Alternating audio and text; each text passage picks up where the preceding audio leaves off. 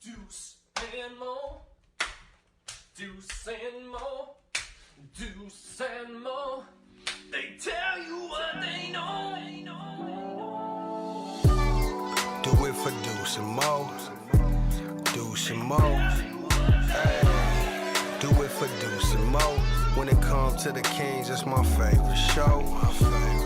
Do it for Deuce and Mo, Deuce and Mo. Hey, do it for Deuce and Mo.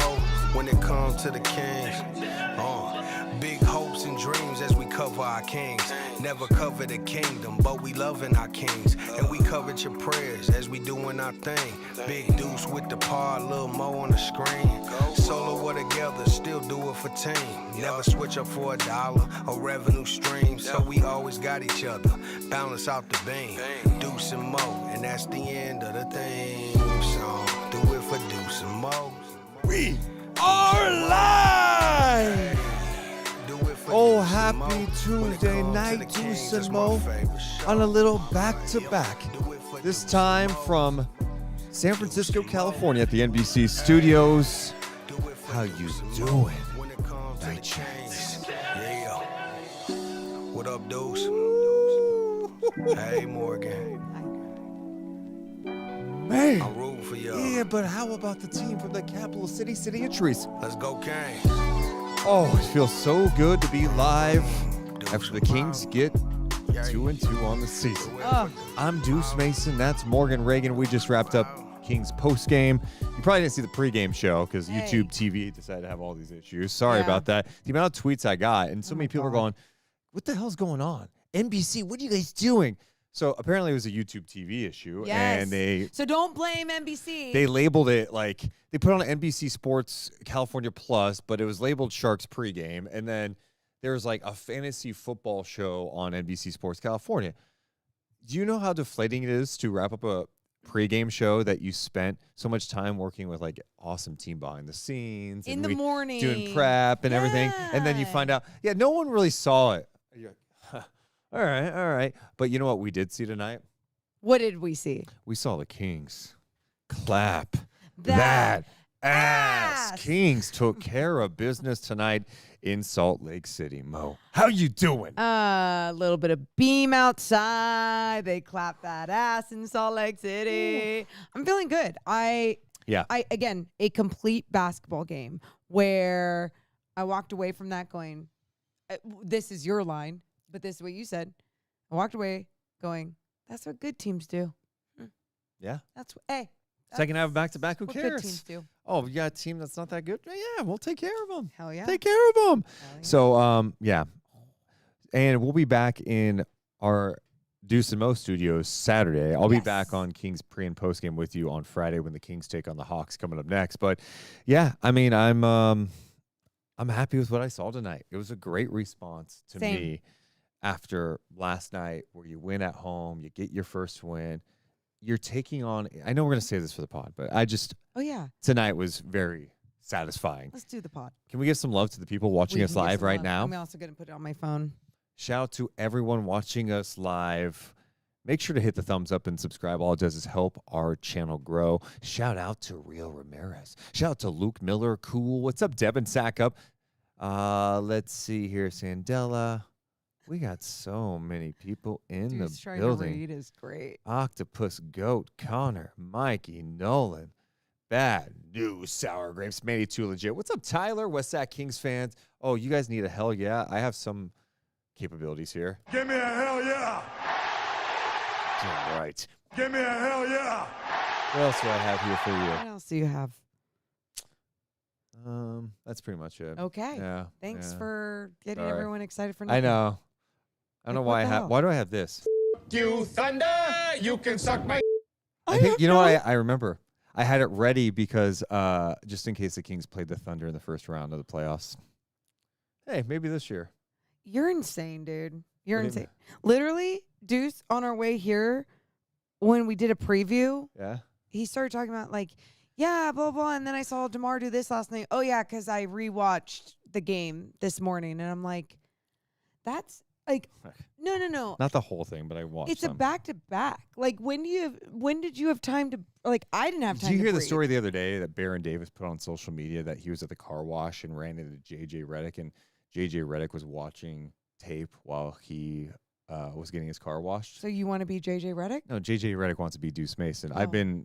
That's what I do. I'm sorry. I got to know what's happening. I think You know, JJ your Redick's eyes good. can deceive you when you watch a game. There's things that happen to a game that, like, what was that? And you go back and watch it, go, oh, it wasn't because of this person. It was because of this. And so I just like to, It's a back-to-back, and you're not a freaking NBA coach.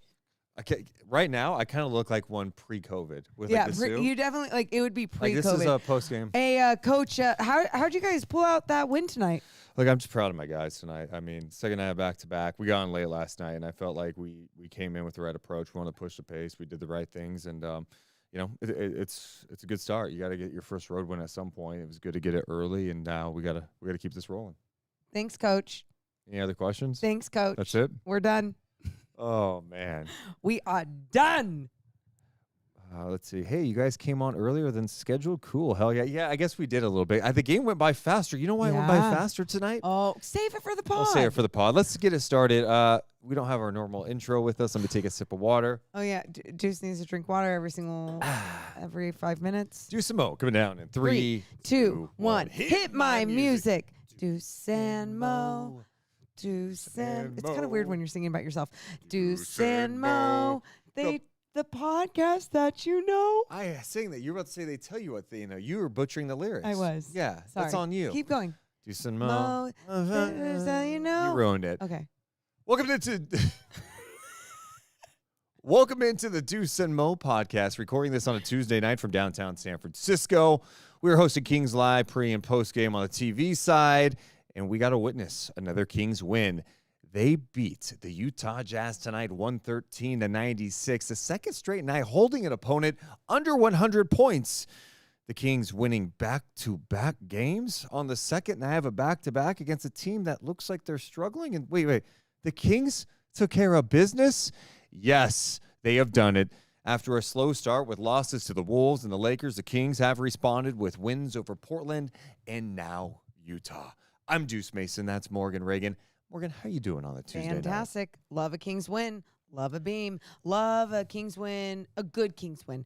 Love good basketball. I mean, it's just much more fun. Now I feel like sometimes for us, we'll come on here after a win and we'll be like, if it was a good just one half, we'll be like, oh man, a W is a W in the NBA. You know, like it's good. You're happy. But after a good win, when you get shit done, you do what you need to do, you play good basketball all the way through, there's just something. I'm energized. I mentioned this at the beginning of the post game tonight on TV. This is what good teams do, okay? What the Sacramento Kings did tonight is what a good team does. They don't play around with games like this, right? They don't play around with Portland at home, okay? It was an ugly start in Portland, but in the third quarter, you turn it on, and then you get up 26, and you close them out. Tonight, same thing. From the jump, though, tonight, this team was on a mission. And what I loved about their approach is both teams were on the second night of a back-to-back. One team looked like they were on the second night of a back-to-back, and that was the Utah Jazz. The Jazz team coming into tonight 0-3. In previous years, you go, oh, this is a recipe for a disaster for Sacramento. Wait, a Jazz team that has been shooting 38% from the field, 28% from three. Markkanen's been held under 20 for back-to-back games. Okay, they're going to get it going tonight. It's going to be a game. And it wasn't that. What do you know? Utah, again, shoots 39%. They shoot 29% from three-point land. Sacramento's defense from the jump was pretty good. Well, let's note this. A couple of easy threes early, but besides that, I felt like the defensive engagement was there with the deflections, 9 steals, 9 blocks, the offense playing with pace, playing with urgency. I loved everything about tonight's game. That's what a good team does, and you got to keep doing this. These are the games you have to win, Morgan Reagan, especially as you're trying to move up the standings in the NBA's Western Conference. I feel physically attacked. Physically attacked. Whatever I was saying. Verbally attacked. I was saying. But I'm with you. And going back, because your point was just so long and you were talking so much, to the point where you were talking about Lauri Markkanen and the Jazz, how they were also a team on the second night of the back-to-back. They have not been playing well. Yep. Was this going to be their get-right game? Right. And that's what I was so worried about, because that's what we've seen so many times against the Sacramento Kings. A team starts getting hot from beyond the arc. They figure things out, whatever it may be. Instead, the Kings made this game where the Jazz was the team with the sunken shoulders, deflated by the time it was the second half and in the third quarter, just deflated. Like, they didn't have an answer to whatever else the Sacramento Kings were going to bring. Now, Markkanen didn't play in the second half. Yeah, it sounds like he tweaked his back or something, so he did not play in the second half. And wait, we have an update at this hour. You know, we've been talking about how much we like this Kings win, and Daniel Davis has an update that we should consider this. What? Let's be fair, Deuce. Jazz lost a starter last night. Lowry did not play in the second half due to injury. Super stoked on the Kings' play tonight, but there's a little asterisk if we're being honest. What? No, there's not. There's actually, believe it or not, I just checked the standings. No, because in this league, you don't feel bad for that. And by the way, Daniel, let Deuce Mason cook for a minute. I'm nice to DeMar Daniel. DeRozan. Give me the rock and let me go to work, because I see Daniel as a mismatch. Daniel right now is Keontae George or Colin Sexton. I'm DeRozan. I've got the ball. Here's what I'm going to tell you. The Sacramento Kings would lose games like this last year. That's my point. And so that's why I'm encouraged. I'm not trying to hype it up like, hey, Utah's a juggernaut in the West. No, they've been scuffling. But last year, the Kings lose games like this. And then we'd be here night check on, I mean, I know they're NBA players, but man, they got to go. And blah, that's blah, blah. why. And that's why there's no asterisk. It's just starting off with the sentence, this is what good teams do. You know, we're not sitting here going, oh, man, so excited. Let's celebrate a win over the Jazz like it's the the finals. No. We are celebrating a win, but we're celebrating a good win. It's how they got things done against a team without a starter in that second half, losing a guy last night. Yep. I mean, there's so many different They're things scuffling to right it, now. But at the same time, they're also not a very good team, especially with the way that they're starting this season. And the Kings took care of business. They clapped that ass. I just love that. I know. Okay. Yeah. In terms of individuals, I thought Fox from the jump, I just liked that he was playing with pace, getting the team into the early offense. And the thing that jumped out to me tonight was, you know, we've been watching the 3-point shooting, and it's like, oh, are they taking enough? Then they take more, or they're not efficient, whatever. Well, tonight they end up 8 of 31. They missed some late, but that main group, I think they took like 25 total threes before it was like, you know, the deep bench was in there.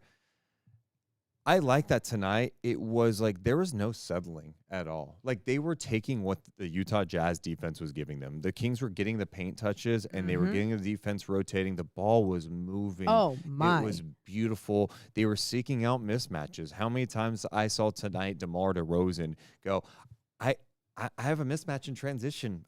Clear out and let me go to work, because he knows he has that turnaround jumper and he can make it.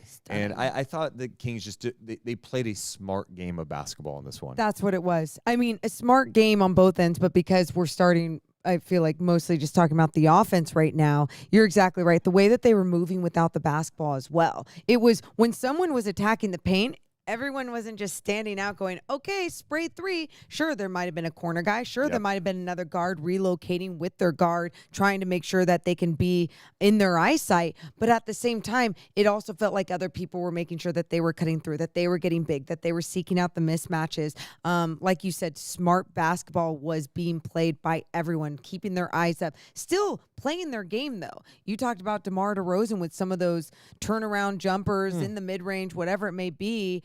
And then De'Aaron being fast and getting to the paint and understanding with his decision-making in the paint whether he was going to do a floater, whether he was going to do a jump shot, whether he was going to finish with a reverse at the rim. It was just like, yes, people, these quick decisions, this is what I love to see.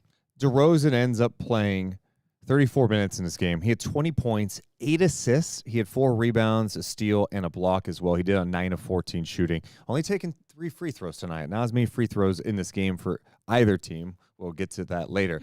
But yeah, I mean, DeRozan just makes it look so easy. And I mean, I'm not surprised because we have watched him do this in the NBA for a long time. But, you know, now that you're watching him literally every game he plays, it's just like striking, going, man, like, he's just a bucket. And to have the luxury of another guy who, I mean, you could just count on him scoring 20. He's done it in every single game so far, and it looks pretty easy. And to me, you notice how much pressure it's taking off Sabonis and Fox. Like last year, Sabonis was getting all the touches and orchestrating. This year, there's so much more balance with touches, which I think could lead to the Kings looking pretty dangerous offensively. Scoring 20 doesn't feel like it's taking away shots from people. It feels like it's creating more opportunities for people. And what I mean by that, sure, if you look at the stat sheet, you're going to see less shots because there's another guy that's going to be taking more. I get that, the literal sense of that. But true, when you really think about it, the shots that he is taking because he is demanding so much attention, it is creating these other opportunities in different possessions for other players, whether it's Keegan Murray to put the ball on the floor or to go to the rim or just to move without the basketball. Kevin Huerter, same thing. Can he be that spot up spray three guy while also making sure that he's moving without the basketball? And then we've obviously already talked about De'Aaron and Sabonis and what they do. Yeah, DeMar is a really talented player. And to see him in the Kings uniform has been really nice. Someone in the chat was mentioning this, but KOC had a guest on his podcast. I think he's like a Knicks content creator, and I know he's got a big following. I just not familiar, so I don't know his name offhand. Not trying to be disrespectful. No, we don't. But watch a whole bunch of East. He he was a little disrespectful. What did he say? He said in a podcast, it was like last week, maybe right before the season, that because I just don't see the DeRozan fit, which is fine, right? Like that's his opinion. But he goes, if I were them, I'd bring him off the bench and commit to like Trey Lyles. And Keegan Murray. I'm like, that's okay. He just doesn't watch. No, that's the thing. He does. Apparently he does. But anyway, he it just sounded so ludicrous. Anyway, I think the other thing with DeMar too is like the 8 assists tonight. Like guys are getting great looks. He draws so much attention. And this is the stuff that we thought could be the case for the Kings. And it's fun to see the last few games. It seems like it's getting better and better. Yeah. Of course, you have to see it against some of the best teams in the NBA. But, dude, they scored on Minnesota. They scored 127 points on the Lakers. It wasn't from like, hey, their offense is shit or something. So I think I'm really encouraged by that standpoint. Now, the last couple of games defensively also I'm very encouraged with overall. Because think about what we were talking about after the preseason. We're like, holy shit, this defense is atrocious. Like, no one's coming over.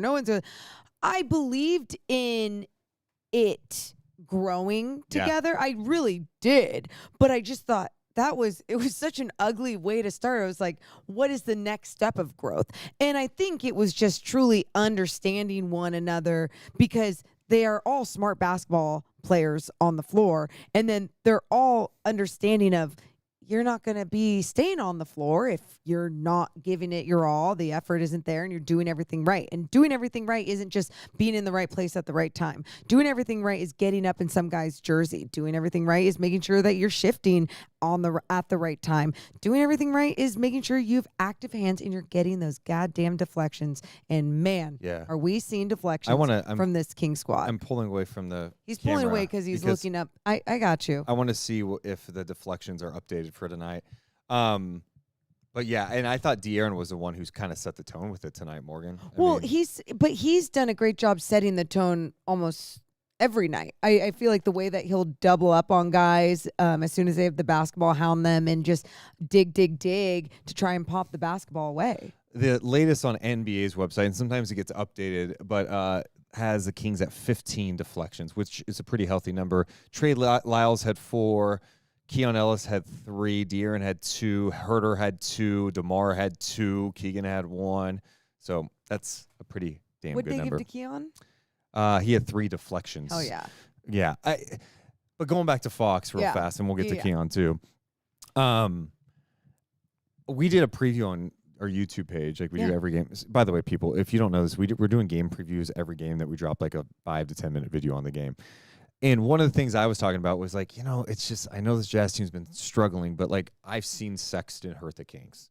I saw Keontae George in the preseason light up the Kings. And, those are the type of guys that they get hot, they get confidence, and it's like, they're quick. It's tough. Dude, Sexton's very shifty, can, weave his way, snake his way all the way to the rim. Good finisher. And I was like, I felt like Fox had to set the tone. And Fox at the point of the attack tonight was awesome. When Fox is like he's already good defensively, but when he is like super like focused and locked in, he's one of the best defenders at the guard spot in the league. And tonight, you look at the final numbers for Keontae George and Colin Sexton, they combined for 14 points on 3 of 20 shooting, 2 of 15 from 3. Sexton didn't make a shot tonight. Yeah. Sexton didn't make a shot. So those guys, minimizing those guys, I thought was going to be the key tonight. I thought, oh, Markkanen's going to do his thing, whatever. It was about the other guys, and they minimized those. And even if you want to push back and go, oh, well, it was the second night of back-to-back. Maybe their legs were fatigued, blah, blah, blah, whatever.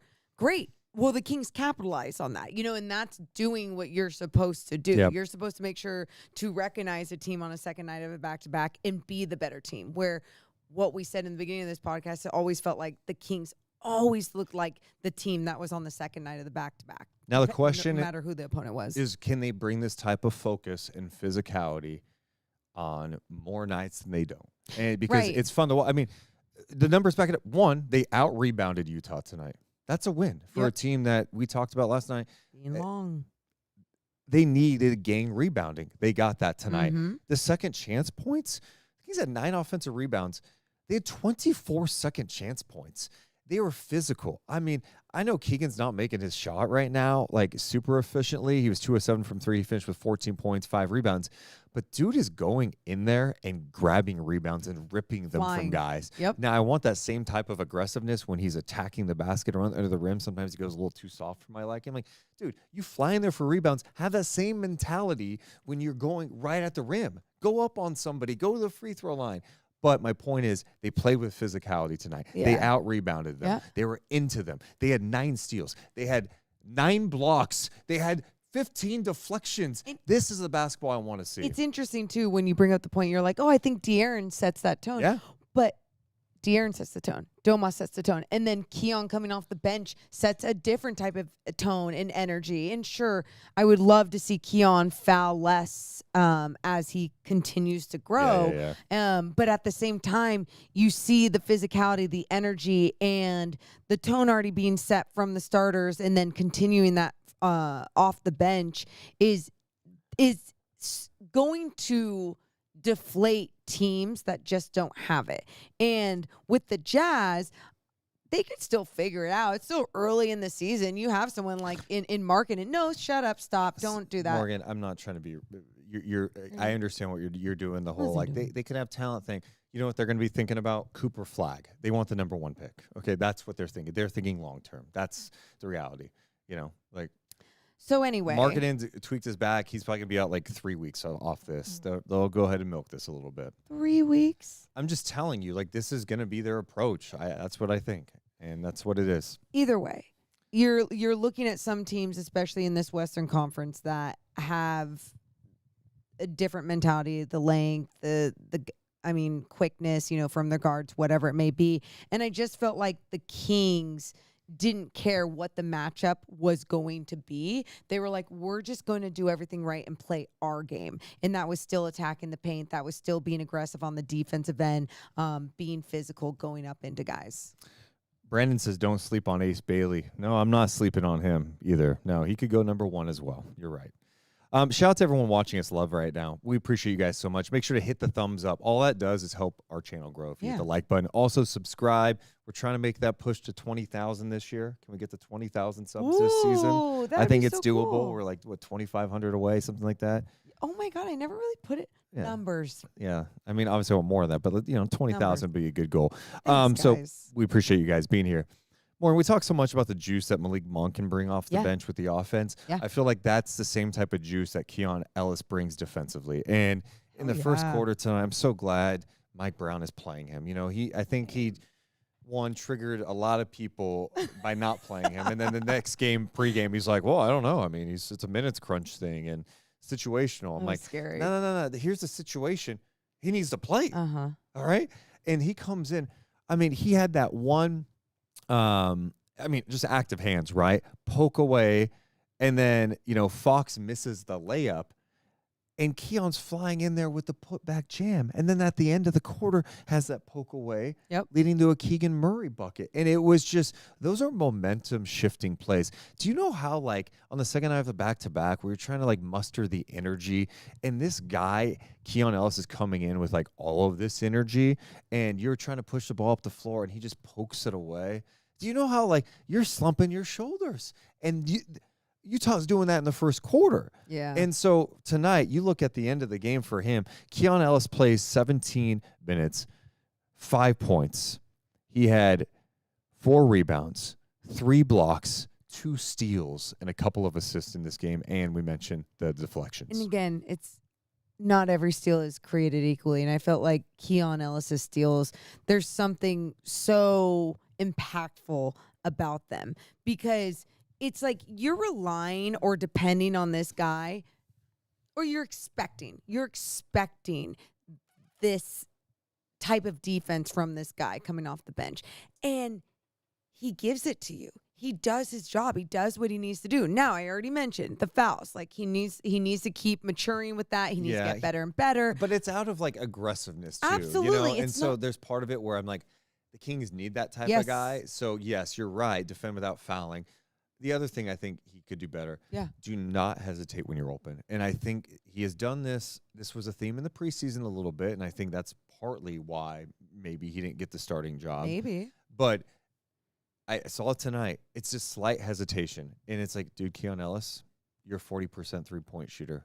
Shoot it. Who cares if you – I don't care who is out there. Just do it. And the one play that I loved from him tonight, though, was he had that mid-range little step-back jumper. Just, my God. I mean, it was confident. And it was confident. Yeah. It was a little slow, you know, for him. But I think he just knew where he was on the floor. And, I mean, there was a lot of length in front of him. But he still just was like, oh, yeah, this is my type of shot. I'm in the flow. I'm in the rhythm. Loved what we saw from Keon Ellis tonight. Yeah, he had some of my favorite plays. I think my other favorite play tonight was De'Aaron Fox, dude, on the inbound in the third quarter. Walker Kessler has his ass to him, and De'Aaron just throws it off. His back, his ass. Did he throw it off his ass? I thought it was his back. I don't know. Whatever. All I know is he inbounded it off of Kessler, got the ball, scored it, which is so funny because I was watching Mavs Jazz today. I was watching the fourth quarter of that game. I don't know. I was watching the game. And not today. Yesterday? Today. Wait, Mavs Jazz. Oh, yesterday. Got it. Yeah, I was watching their game. They played last night. I watched it today. It's crazy. There's this new technology that allows you to watch things on demand. Like when you know what's just so crazy is that I don't even understand how you we had a back-to-back. How did you have time to watch Kings and Jazz today? Look, man, it's no, we're not gonna look. I don't even give a shit. Just go. Basketball mind, man. No one gives a shit. Go. Anyway, Keontae George did it to Kyrie last night. Keontae was inbounding. Same thing. Kyrie had his back to Keontae, and Keontae threw it off him and scored. I loved it. And I'm like, do you think Fox, is there – I know Fox has done that. Yeah. But do you think it was, one of those things that was, I just saw this on tape memory, and I just – I mean, it could have. I mean, you think about. I'm doing that every time. If I see a defender with his back to me, I'm doing that. I can't wait to when I play pickup at Roosevelt Park. Because you have baseline out of bounds plays happening. Hey, guys, you check it up. You check it up top, dude. Where the hell are you gonna? We call timeouts and stuff. You didn't know this? We have timeouts. No, we don't. No, I played with you guys. Under no, 6, we don't. under 3. There's no official out there. No. Wow. By the way, some of the chat says Deuce looks tired. You know, the line does make it look like I'm tired, and I think my eyes do look a little heavy. They do. Oh, yeah. Well, I actually put a little makeup under his eyes for TV because I was like, yo, that ain't going to work. I've been working since this morning. All right. No, and you've been working since we haven't stopped working. I know. That's what I'm saying. And by the way, not complaining. We're watching basketball for a living. All right. Not at all. Relax. Super happy. But can't wait to get into bed either. Let's get some more of the comments. Cool says, do not turn your back on Keon. Yeah, you're damn right about that. Adam says, dang, I was disappointed that I missed you guys on pregame NBC Sports channels tonight. We're messed up on YouTube TV. Guessing you killed it. Yeah, you know, Adam, no one saw it, so who knows? I don't know. Wait, our pregame? Yeah. Wait, and then Brandon says, Morgan just don't love the game like Deuce. So, not true. No, here's the difference. There's literally only so much time in a day that I can put that on my TV. I'm going to have your back on this. Thank you. Here's the biggest difference, okay? Morgan has to, get ready, right? How long do you think this shit takes, huh? Your hair, yeah. Thank you. Your hair. Yeah, I'm pointing at my hair. My hair takes about 3 seconds. Okay. And I throw on a suit. Makeup. Yeah, and I don't I look wear like a little. this. I wear a little makeup too. My makeup artist Morgan Reagan. I say, do hey, can you-" it. I literally, I help him with everything, and while helping So- myself, like, give me. That's a whole different job. People hire stylists, hairstylists, makeup artists, and guess what? I'm doing all those things. Good job, Morgan. I'm watching basketball. Thanks. Anyway, others in the chat. Daniel says, I don't care that they beat bottom feeders. We are the best team in the league. Let's go. You guys are insane. Give me a hell yeah. You guys, the highs and lows with you guys is funny because after 2 games, it felt like the chat was dooming. For sure, but that's because they were just expressing themselves. It's a place to vent and to let go, and you know, that's just how some people like to express themselves. Deuce looks like he's a leading actor in a 2025 movie premiere. At first I thought it said 2005, and I was a little disappointed, but I'll take it. Anyway, I don't know where we were at. Oh, we were about me watching Jazz Mavericks. So. Yeah, in the off the tush baseline out of bounds. We mentioned the steals and blocks. Getting the ball up the floor was huge tonight. I thought that was the other thing. It's not just Fox. The Kings want to obviously. Fast break points aren't always like the thing you look at with pace, right? People think that's what it is because you go, 30 fast break, you were flying. It's like, no, sometimes just getting the ball up and getting into your early offense. And you saw that a lot tonight where the Kings just pushed ahead and got into stuff. And the defense, they're on their heels a little bit. There's cross matches, and that's where someone like DeMar DeRozan thrives, right?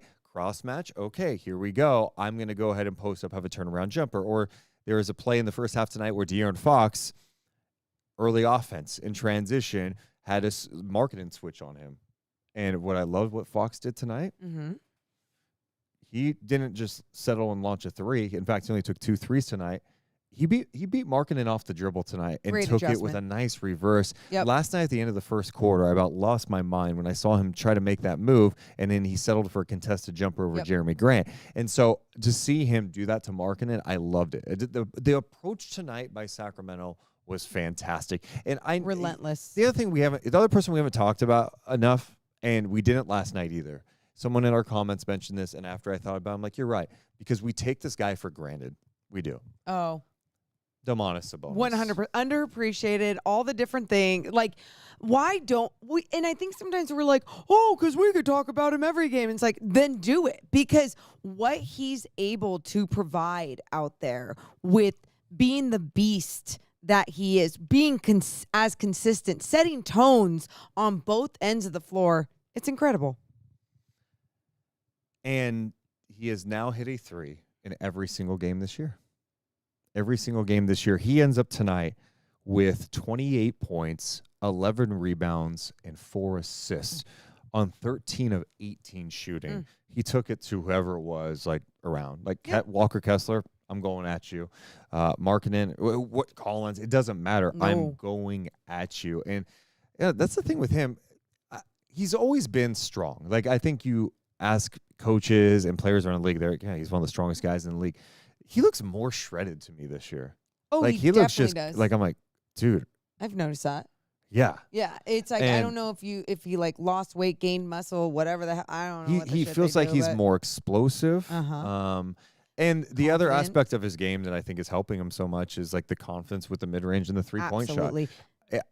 I can't say this enough. Him hitting a few threes early in this season was a game changer for him after a 1 of 9 preseason. Absolutely. It's huge. And not only for the mental, but you think about him putting in all this work into it mentally and physically into his shot, working on it all off season, and then it actually working out. It's like, it's validating to see, yes, I just got to keep shooting these attempts. Like, I'm taking good looks. I am a good shooter. I can't shoot this shot. It's only going to help every single thing about my game and this team's game. So to see him shoot the ball with so much confidence and it's the rhythm, it's the flow, it's beautiful. And I really hope it doesn't stop.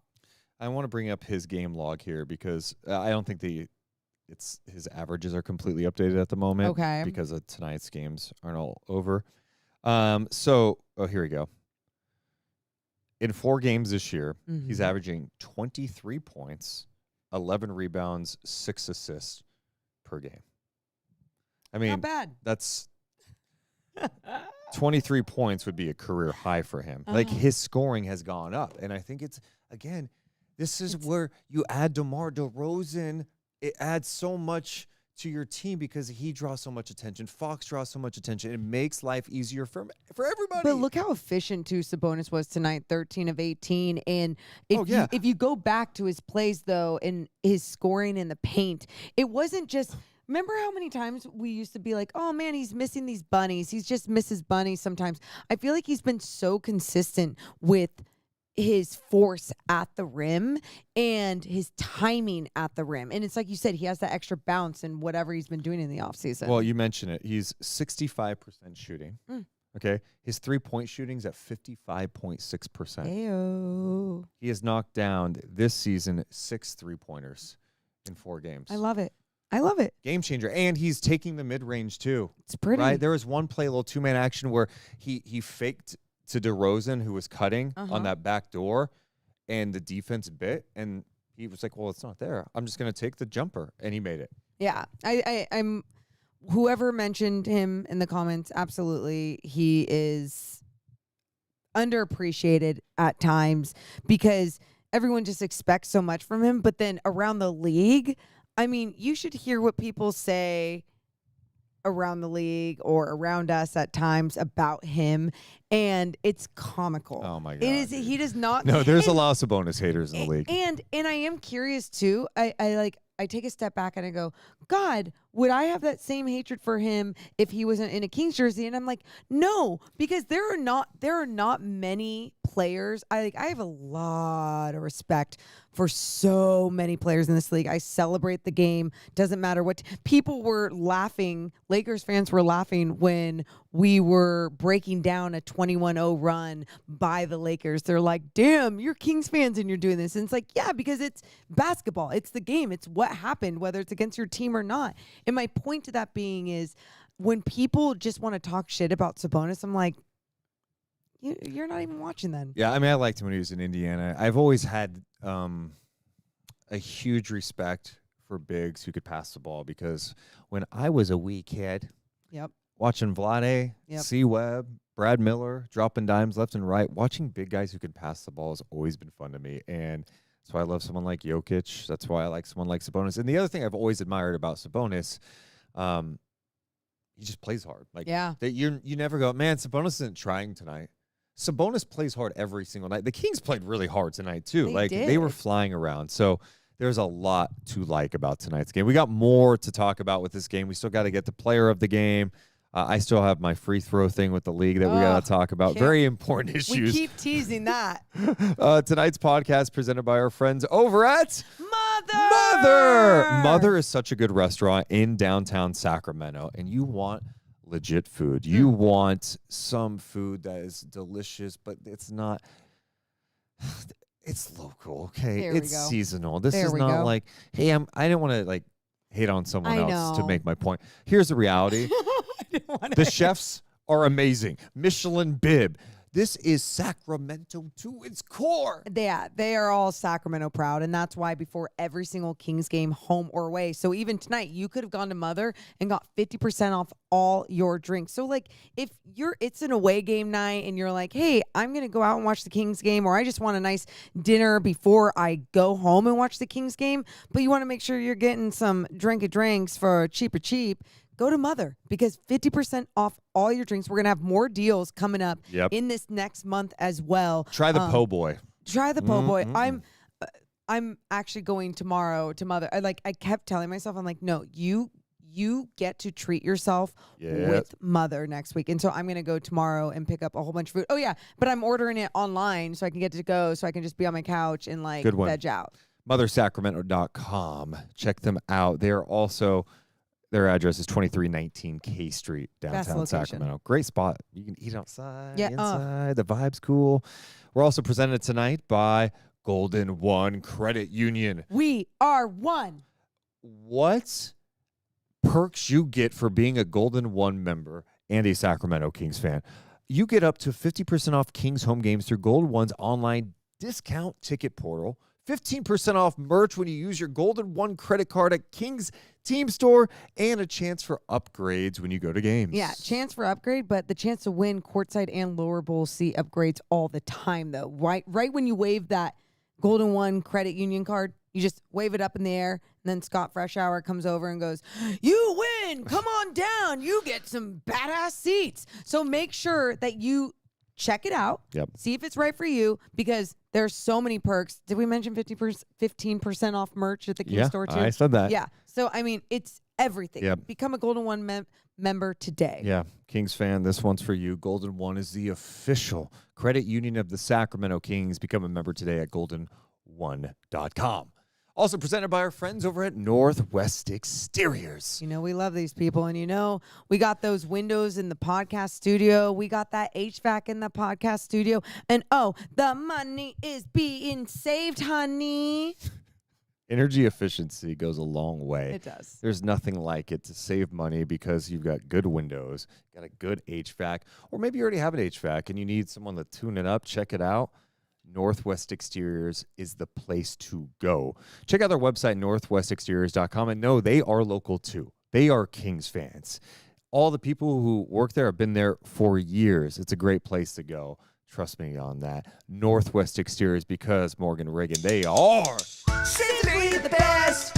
Trust Northwest. Are we a little off? Yeah, because Okay. we don't have headphones. Okay, that's why. Morgan Reagan, That's me. chat, I have a question for you right now as we are live talking about the Kings' victory tonight. Who should be the player of the game? I feel like this is legitimately one of the toughest ones of the season so far. And we're 4 games in. So I want the chat to drop Okay, it. chat, start chiming in who you think the player of the game should be, simply the best player of the game should be. I have mine. Okay. Also, someone's wondering if that's my fake family in the Northwest commercial. No, it is not. Morgan she is married to a 62-year-old man and Oh. has 3 kids. I think 2. Cool. And a white little puffy dog. Okay, we're getting good. some mentions. People mentioning Domas. Damar closed it out for us. Saboner gets a Ooh, mention. hey. Sabonis. Hey.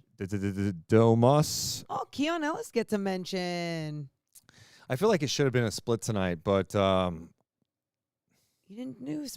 Hey! I went with Domas Sabonis, simply the best player of the game presented by Northwest Exteriors. 28 points, 11 rebounds, 4 dimes, 13 of 18 shooting. He was also 1 of 2 from 3-point land tonight. Domas Sabonis. He's getting it too. For me, because I think his consistency throughout these Every night. games, you can always rely on Although him. DeMar's kind of that way too now. I know. I mean- so you could split screen Yeah. it, but then we're just like, yeah. I mean, you could, but I think you have to pick. And I love that everyone kind of agrees that these players are the ones that are deserving of being simply the best player of the game. Old E wants to know if you could shout him out right now. Oldie, shout out. There you go, Old E, just for you.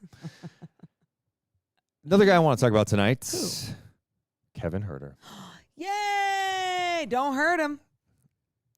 You know, I'm so happy for him. I am too, because he is looking like the player who was here year 1 in Sacramento, the player that fans loved. Yeah. Last year was rough. I mean, if you want to go back to it, I think what happened was you had the first round series against the Warriors where he was not good. Okay. And then was he bad. started the season poorly. Yep. And then it was just so inconsistent, up and down, bad defense. Then he gets hurt. And then we don't see him for 7 months. Keon Ellis, who filled in for him, played well. And then he's like, oh, he's back and he hasn't played a game. And now he's a starter. And I think some people forgot how good of a player Kevin Huerter actually is. And it's not just about the shooting. It's about his decision-making, the IQ. I'm really happy that he's bounced back. I say this a lot, especially with role players in the league. 1 year does not make or break you. You go by Thank a track you. record, and the guy's had a track record of being a solid player in this league. You said, I think people forgot. I don't think people forgot. I think people give up on players in this league when they do have a down year, when they do have a down stretch. And I can understand the frustrations of a fan. They're all frustrated. 100%. Like, that is so valid to be frustrated. But to not, like, if you watch the game a lot and you believe in some track record and you know what you see, then you're going to also understand that that's how sports work for individuals sometimes. Not all, right, but for some. And that's happening to Kevin. And just for an example really quick, like you look at someone like Ben Simmons, and year after year after year, offseason after offseason after offseason, people want to keep giving him a chance. And for obvious different reasons, right? I'm not comparing the two's games. I'm just comparing to how people want to keep giving him a chance because of his physical attributes and what he was capable of doing when he had the ball in his hands and everything. So I always find it interesting, the players, like you're saying, like more of the role players that people give up on quickly. And I think it's important, though, to see what they're capable of. And guess what? He's still going to have some down games, and absolutely. Some people are going to throw this back in our face. And it's like, no, yeah, that's sports. And that's a role player in this league. Right. But I think that you just hope that last year was like a good lesson for him. You know, I think he let the missed shots impact him upstairs. I think, you know, the Duarte stuff early in the season rattled him a bit, and it just seemed like he couldn't get out of a funk, and then you get hurt. And, you know, sometimes you face adversity in life, and you're not playing basketball for so long, and, you know, he's got to watch his team, and he sees what's happening, and that's not easy to do. And some people may shrink from that, and it seems like he's kind of embraced, like, hey, I have to, if I'm going to be out there, I have to be myself. And, you know, he's not wearing a headband anymore, but it's funny, like that, like for him, it was like I feel that on triggering. so many I gotta different throw levels. that out. No more headband. But I think the most impressive thing is, like, yeah, he's knocking down shots again, but also, like, defensively, he's competing. And that's all you can ask for him. He's not ever going to be a lockdown guy, but the fact that he could play the gaps and the passing lanes and have deflections and steals. He had a couple steals tonight. How many lockdown guys are there in this league, though? 50% or more? No, not even. That's my point, though. It's like, but in this league, you can't have a whole bunch of guys who get hunted, and he's going to get hunted sometime. I mean, every team is going to hunt, especially come playoff time, your weakest defender. I was going to say every team has a matchup where they're like, they're mine. I'm going after them, whether it's because of their unless you are in Oklahoma City, but yeah. I'm trying to think of someone really, because they don't have Josh Giddey anymore. God damn it, who would Can't you hunt go anybody after? there. Let's go. I got to hunt Caruso tonight. I think he's got a sore hamstring. Yeah, okay. Yeah. So maybe there's like one team where you can do that. But it took them a very long time to even get to that point, okay? But no, you're exactly right, though, from the standpoint, like, there's going to be those moments. Yeah. But when you have the capability of being a smart defender and a team defense that's going to help take care of some of your individual flaws, and you're not a liability. That's what team sports are for, to just collaborate and play together. And then last year he was hitting shots too, right? Which hurt. So you start thinking about the spacing and all that. Well, now it's like he's knocking down shots again. And what that does allows you to spread the floor more. And, you know, with all the attention DeMar gets and Domas gets and De'Aaron gets, like, someone like Kevin is going to benefit from getting some clean looks, and he has to knock them down. Last few games he's done that. 6 of 9 shooting tonight. He was 2 of 5 from downtown in this game. He also had 5 rebounds, 2 steals, and a block. His length can be an asset, and I thought it was an asset in this game today. He also looks a little stronger, so I think he's able to take some more hits. Yeah. You know, on the perimeter sometimes it's not going to be pretty. He's going to get beat, but that's where you have a team defense, and you have to have other guys help and help the helper, and it's going to be problematic at times this year for the Kings, for sure. But I think if there's been one early season bright spot, I think, for Sacramento, outside of, like, the main guys, I think Kevin Huerter's up there. Yeah, and some matchups could even play him off the floor defensively. But, like, if he's playing like this, where he is so active, poking the ball away, getting deflections, like, you're going to be fine. Another guy, just to shine some light on in his defensive capabilities, is Trey Lyles. I just love the way that he remained vertical. He had a few blocks on John Collins, and then John Collins finally got him at the end on a third attempt at the rim. But I just thought Trey Lyles also did a fantastic job of knowing his role, being aggressive, but also just trying to play without fouling, and I wanted to make sure I said, 3. He only had 3 fouls, but he was just being aggressive. Couple of steals, couple blocks for him. He also had 7 rebounds. He only took 2 shots in this game. I think with Trey, too, he's been one of the guys that you're like, oh, man, has he missed not playing? Like, he had a groin injury. What do you do with that? You can't. He's not playing basketball when you have that. Like, so where Kevin at least could still do cardio. Kevin could still work out. He was like rehabbing his shoulder after surgery with a groin injury. It's like you're kind of stuck. And so I think Trey's getting into basketball shape. Another reason I think Mike had him play almost toward the end of the game. Like, you need to get basketball minutes. You need to get in shape. We're going to need you. And then, for him, he's going to knock down shots. But yeah, I mean, it was a good night for Sacramento. It really was. They took advantage of a team that's really in a bad spot right now. And another night that you see the minutes for the starters right around where they need to be, Deuce. Well, that's what happens when you take care of business. Yep. I mean, I love seeing that. I mean, you're talking about the most a starter played tonight. Sabonis and DeRozan played 34 minutes. Love it. That was the most. Great. So that's a huge sign. Next up for the Sacramento Kings, the Atlanta Hawks. Ooh. The Atlanta Hawks. We'll talk about that game in a second. Someone in the chat was mentioning this. Golden State tonight. Yeah. Without Steph, who's out, he's going to be reevaluated later this week. They beat the Pelicans. The Pelicans have now lost to the Blazers and the Warriors back-to-back games. Better lose to the freaking Kings. In this game, Buddy Buckets with 28 points, raining down on his former team. He was 7-11 from downtown in this game. Kaminga, who they decided to bench, he's coming off the bench tonight. He had 17, Nice. 6 of 13 shooting, 19 for Pajemski. So without seeing him into that game, yeah, Buddy's been pretty good for them. He was not good against the Clippers the other night, but he's been That's what Buddy going does, out though. there and launching, and I think he's got the green light to go out there and do those things. I mean, he's always going to be a guy that can knock down threes. He's done that. I think the thing for him is he going to be able to stay on the floor if they're a super competitive team, because he just makes a lot of mistakes out there. I'm sure he's matured a little bit. I mean, I know we watched him last year in Indiana. Yeah. Yeah, I was started with like, Indiana. wait, where was that? And the shots would fly, but at the same time, the mistakes would happen. Yep.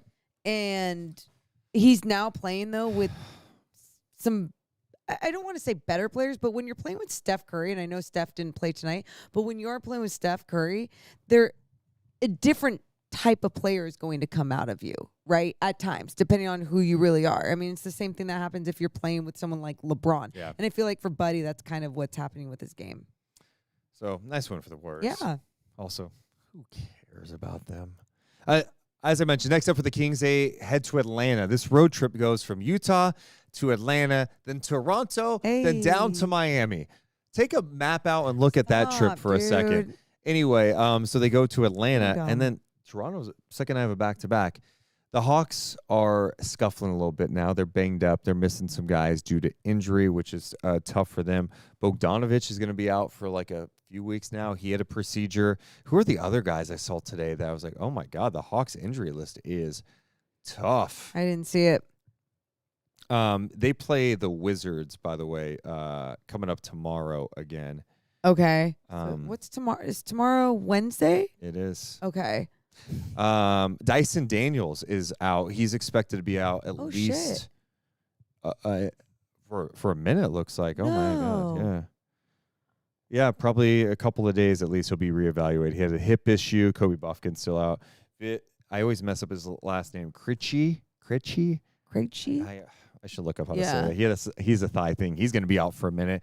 Bogdanovich is still out. So they're a bit banged up. What I'm interested in seeing with this Hawks game, how they defend Trey.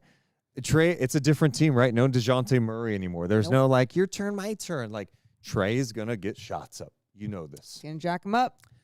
I want different looks. I want the De'Aaron Fox I saw today. I want to see that. I want to see throw Keegan on him, throw Keon at him.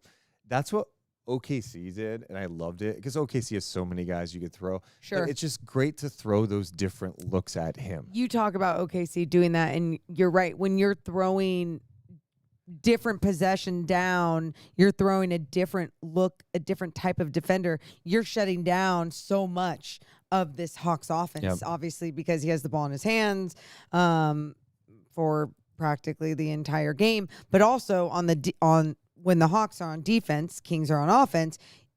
That's your weakest link. Got to attack the shit out of him. Go at him as much as you can. In the chat, by the way, thank you to Andreas who says it's Krejci. Krejci.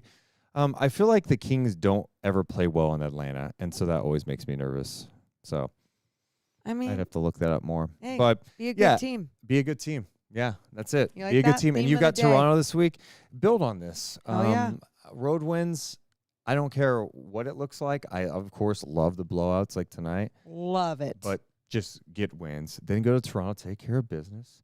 Then you got Miami after that. And then you come home for Toronto. Slow it down, kid. You could Slow it really down. make Let's some get to noise. Friday. Let's get to Friday. You shall really we? make some noise. All right, slow it down. Friday it is. What other thoughts do you have on tonight? Other thoughts? No other thoughts, really. I'm excited to do another pre and post game with you on Friday. And hopefully there's nothing wrong with YouTube TV. Sorry for anyone that Oh yeah, I know. Right? experienced that and didn't get to watch pre and post. We're sad because so much work goes into it. But yeah, I think it was just it was a lot of fun doing a post game with you after a win. Yeah, it was fun. What are you laughing about? The chat, just our scumbag chatters sometimes talking about stay away from the strip clubs. We win. Chicken wing place with great music and service. Talking about what's that one spot in Atlanta? Yeah, I forget it, but Magic something. Magic City. There you go. Never been to Atlanta. Someone said you go to Atlanta, you're hitting the club. Okay. Well, they're staying in Salt. Well, here's the good news. If you want to look at it, they're staying in Utah tonight. They fly out tomorrow, so they have that night, I guess, technically. But I got to be honest, the Kings, this is not like old school NBA. I just don't think today's NBA guy goes like they used to. You know, a lot of NBA, and like James Harden, sure, but I feel like he's kind of that old school thing. James Harden is like going out. James Harden, he'll be like, oh, wait, we have a game in Dallas on Tuesday. Or sorry, let's say it's Tuesday night, right? He goes, we play in Dallas on Thursday? I'm going to go to Vegas tomorrow. And then I come back. Like, that's what he does with his off day. Rather poke both of my eyeballs out than go to a club. Like, I think this generation of basketball players. You know what they do? Drink a little wine. And sleep. Like just thinking about going to a club after like being tired and traveling and Yeah. Edward in the chat says the Raptors game will be difficult after traveling cross country to get home. Kings will struggle, so they'll feel a little jet lag. No, I was thinking about that too with, you got Atlanta and then you got to fly to Toronto, up to Toronto, go through customs, get in late at night, play a game against the Raptors. Davion Mitchell, revenge game. And then you got to fly to Miami. Get to Friday, Deuce. Yeah. You know what? One game at a time. And let's First get up, back to Sacramento, huh? There you go. The Hawks. Appreciate you guys so much for hanging out with us. Of course, We can talk all night. Well, I can talk. I know. We'll do another one of these Friday. Uh-huh. And then we'll be Saturday in studio. We can go a little longer. This is just a little chaotic. We got to drive back to Sacramento now. So we appreciate you guys so much for hanging out with us. Patreon chat coming up? Yes, I do. Oh, also, real fast, tomorrow night for our Patreon members, patreon.com/@Deuce and Mo. We have a link in our YouTube bio. If you're a member, we're doing a members-only stream tomorrow night, 6 p.m. Pacific time. And also for our Patreon members. We do that monthly. I know last year I sent you all a little holiday card. And so, again, if you are a Patreon member this year, you will be sent a holiday card that we've been working on. Ooh, I'm just excited. Yeah. I know it's early. Otherwise, we're going to be back Friday. And we truly appreciate your guys' support. After this is over, drop us comments, give us reviews, hit the thumbs up, and subscribe. We love you guys so much, but we gots to go. You all have a wonderful rest of your night. Thanks for joining us on this Tuesday. See ya. Deuce and Mo, Deuce and Mo. Was that playing? This is so awkward. Hold on. Deuce and Mo, Deuce and Mo, Deuce and Mo. They tell you